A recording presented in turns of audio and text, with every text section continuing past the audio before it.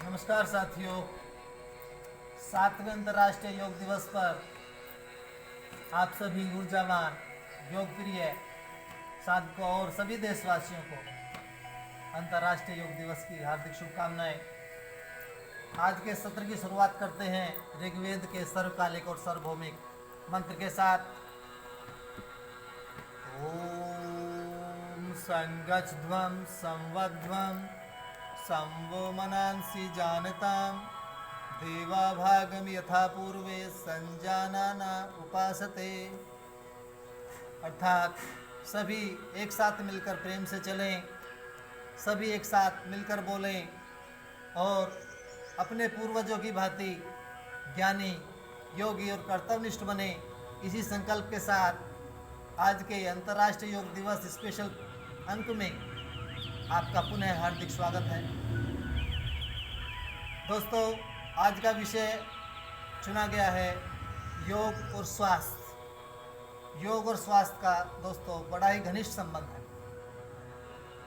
आज की जैसी विषम परिस्थितियां चल रही हैं महामारी के दौरान, सभी लोग अपने और अपनों के जीवन को बचाने के लिए भयभीत और तनावग्रस्त है।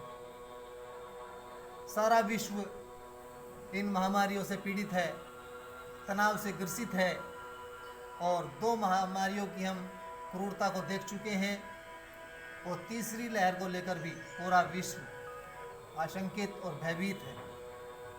ऐसे में ज़रूरत है एक ऐसे पावर बूस्टर की जो हमारे मन को शांत, तन को स्वस्थ और हमारे मस्तिष्क को ऊर्जा से और सकारात्मक विचारों से भर सके। और दोस्तों, वो पावर बूस्टर है योग। योग से हमारा तनाव, शरीर, मन सब प्रसन्न होते हैं। योग के द्वारा हम अपनी इम्यूनिटी को बढ़ा सकते हैं, अपने विचारों को नकारात्मकता से हटा करके सकारात्मक बना सकते हैं। तो आइए आज बात करते हैं योग और स्वास्थ्य पर। दोस्तों, स्वास्थ्य का सही अर्थ क्या है? सबसे पहले समझ लें कि क्योंकि लोग कहते हैं कि हमें योग की क्या ज़रूरत है, हम तो स्वस्थ, हमारे शरीर में कोई रोग नहीं है, शरीर हमारा कमज़ोर नहीं है।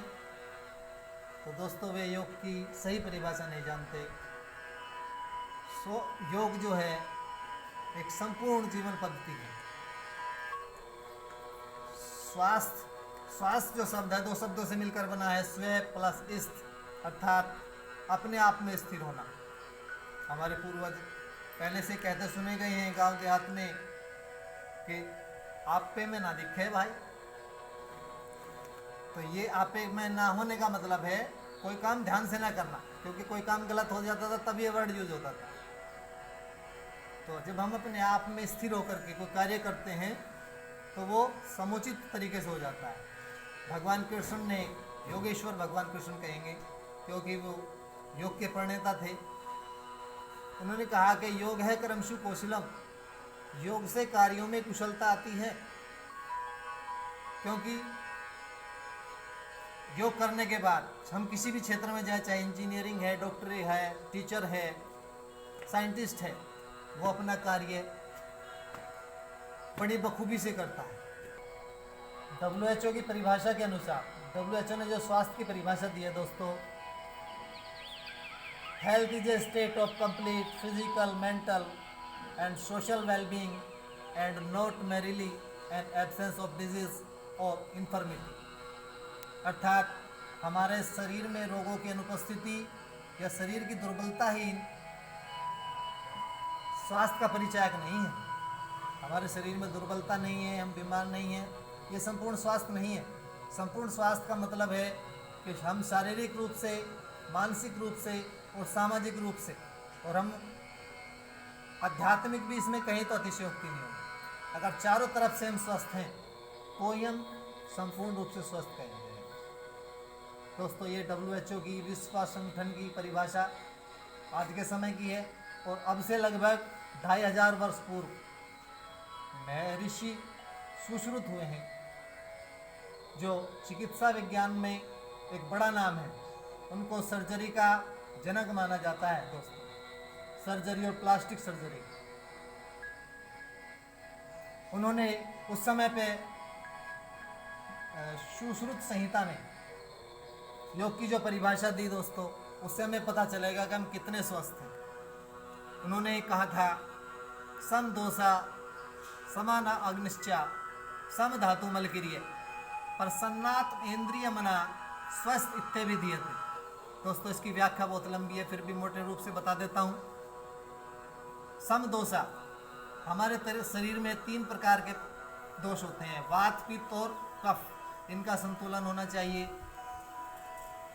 समानाग्निश्चय, हमारे शरीर में 13 प्रकार की अग्नि होती है दोस्तों, 5 भूताग्नि, 7 धात्वाग्नि और 1 जठराग्नि। ये सभी संतुलन में होनी चाहिए। हमारे शरीर में 7 धातुएं होती हैं। जब हम भोजन करते हैं तो उससे 7 धातुएं दोस्तों शरीर में हमारे बनती है। रस, रक्त, मांस, मेद, अस्थि, मज्जा, शुक्र, ये संतुलन में होने चाहिए। हमारे शरीर के 3 मल होते हैं दोस्तों, मल, मूत्र और स्वेद यानी कि पसीना। इनका निष्कासन उचित होना चाहिए। इसके साथ साथ हमारा मन, शरीर और आत्मा भी प्रसन्न होनी चाहिए। तब हम कहेंगे कि हाँ, ये व्यक्ति पूर्ण रूप से स्वस्थ। अब आप अंदाज़ा लगा सकते हैं कि विश्व में कितने लोग इस परिभाषा को सार्थक करते होंगे। तो ऐसा विश्व में कोई भी व्यक्ति नहीं है जो ये कहे कि मुझे तो योग की जरूरत नहीं है। योग दोनों तरफ से बचाव करता है। भाई हम स्वस्थ हैं, बहुत अच्छी बात है। हम दोनों दैनिक रूप से योग करें तो हम गारंटी मिलती है कि अगर हम दैनिक रूप से योग प्राणायाम कर रहे हैं तो आगे से हम भी स्वस्थ ही रहेंगे जीवन में। यह गारंटी योग लेता है कि हम अगर नियमित योग रूप से योग प्राणायाम अष्टांग योग का पालन करते हैं तो हम जीवन भर स्वस्थ रहेंगे। और ये केवल योग प्राणायाम तक सीमित नहीं है योग, इसमें आपका आहार, दिनचर्या, आपकी जीवन शैली, ये सब मिलकर के योग बनता है। अष्टांग योग का मार्ग में ऋषि पतंजलि ने अपने योग सूत्र में बताया है, यम, नियम, आसन, प्राणायाम, प्रत्याहार, धारणा, ध्यान, समाधि। तो इन सब से मिलकर बनता है योग, प्लस हमारी दिनचर्या और जीवन शैली। अब बात करते हैं कि हमारे जो शास्त्र हैं, ऋग्वेद हैं, सबसे प्राचीन शास्त्र, जब से सृष्टि बनी है लगभग 2 करोड़ वर्ष पहले, तब से योग अस्तित्व में है। सृष्टि के प्रारंभ से ही ऋग्वेद सबसे प्राचीन ग्रंथ है, उसमें योग का वर्णन है। महाभारत में, रामायण में, गीता में, 18 पुराणों में, सब में योग का वर्णन है। और दोस्तों आप जानते हैं कि सबसे योग के प्रथम गुरु कौन है? भगवान शिव आदि योगी कहलाते हैं, वो प्रथम योग के गुरु हैं। हमारे भगवान योगेश्वर श्री कृष्ण और भगवान राम, भगवान बुद्ध, भगवान महावीर सभी योगी थे। इनके बाद महर्षि व्यास ने जो है अपने महाभारत के शांति पर्व में लिखा है दोस्तों, विद्या योगेन रक्षति, अर्थात ज्ञान की रक्षा योग से होती है। तो जो हमने ज्ञान प्राप्त किया है दोस्तों, हमेशा उसकी रक्षा रहे, वो हमेशा हमें स्मरण रहे, इसके लिए काम करता है योग।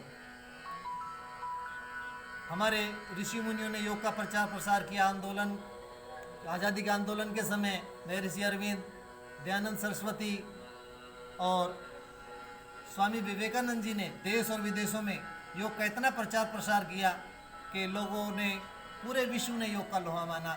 और लोग दोस्तों, शिकागो के सम्मेलन को कौन भूल सकता है, जिसमें स्वामी विवेकानंद जी ने योग और भारतीय संस्कृति पर ऐसा व्याख्यान दिया जिसे सुनकर पूरा विश्व प्रभावित हुए बिना नहीं रह सका। आंदोलन के बाद हमारे योग गुरुओं ने इसको आगे बढ़ाया और श्रद्धेय स्वामी रामदेव जी, श्री श्री रविशंकर जी और अन्य योग गुरुओं ने इसको संपूर्ण विश्व में लगभग 200 से ज़्यादा देशों में इसका प्रचार प्रसार किया।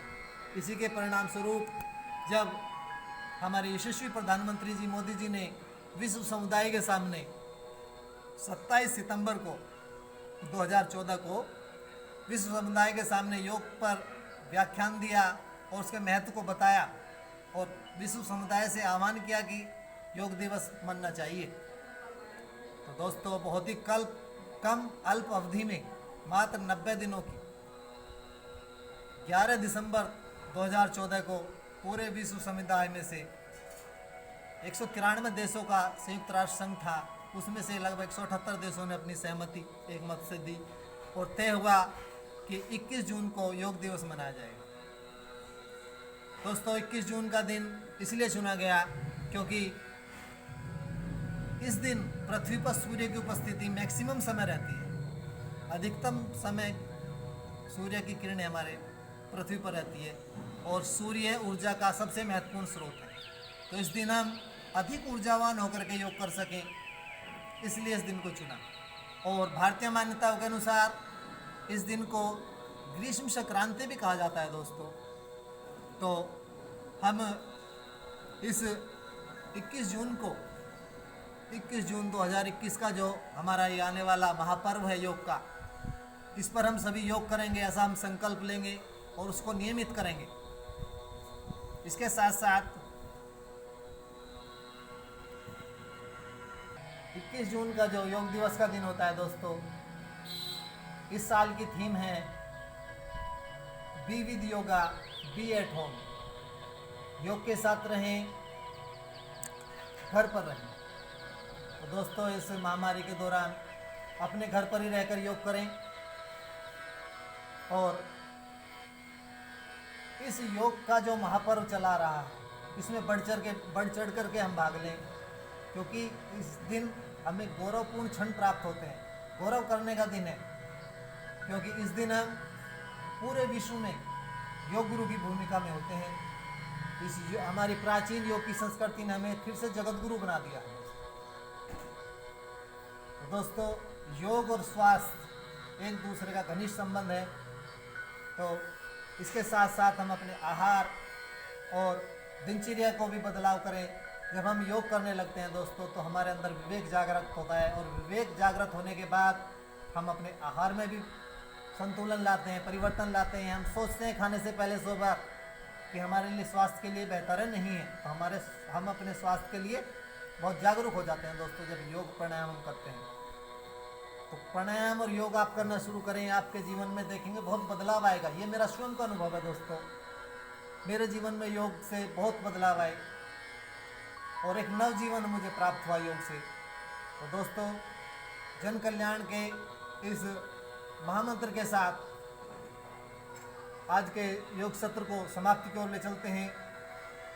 सर्वे भवन्तु सुखिनः, सर्वे सन्तु निरामया, सर्वे भद्राणि पश्यन्तु, मा कश्चित् दुःख भाग भवेत्। अर्थात सभी सुखी हों, सभी निरोगी हों, सभी की अच्छाइयों को देखें, क्योंकि हमें बुराई देखने की आदत पड़ गई है दोस्तों। और कोई भी दुख का भागी ना बने, इसी जन कल्याण की भावना के साथ दोस्तों आज के अंक में इतना ही।